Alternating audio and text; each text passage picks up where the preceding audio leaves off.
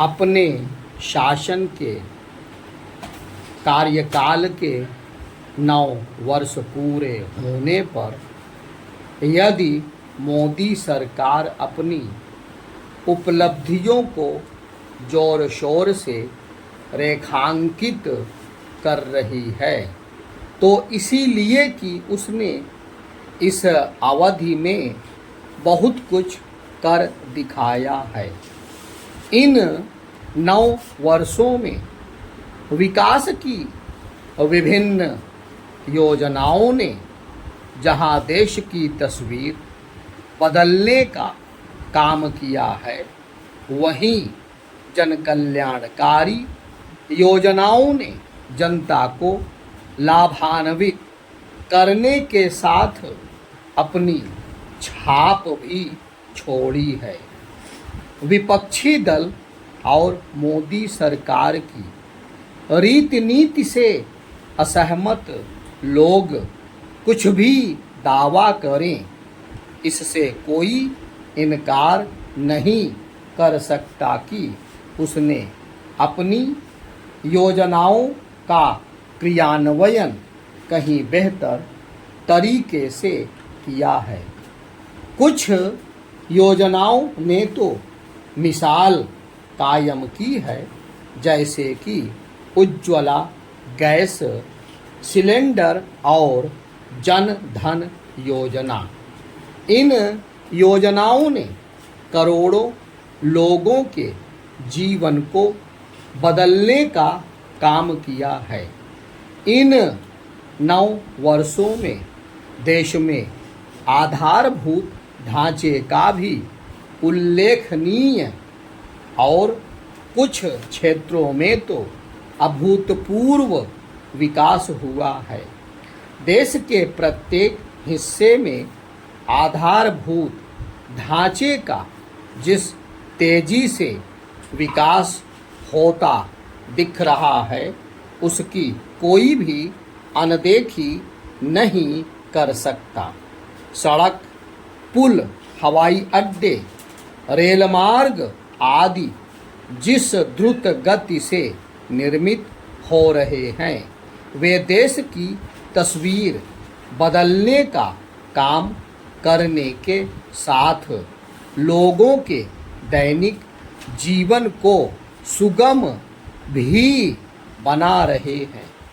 ये निर्माण कार्य आत्मनिर्भर भारत की कहानी भी बयान कर रहे हैं और लोगों में यह भरोसा भी जगा रहे हैं कि भारत विकसित देश बनने की राह पर है। बीते 9 वर्ष में मोदी सरकार ने ऐसे कुछ कार्य किए हैं जो एक समय अकल्पनीय माने जाते थे, जैसे कि जम्मू कश्मीर के विभाजनकारी और अलगाववाद को बल देने वाले अनुच्छेद 370 का खात्मा। यह मोदी सरकार के सबसे साहसिक फैसलों में से एक था।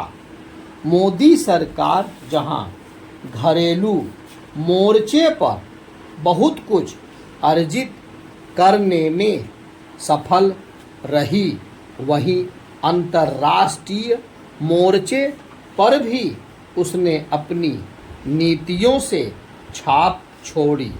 आज अंतर्राष्ट्रीय स्तर पर भारत की छवि एक उभरते हुए ऐसे सक्षम देश की है जो विश्व की समस्याओं के समाधान में सहायक है।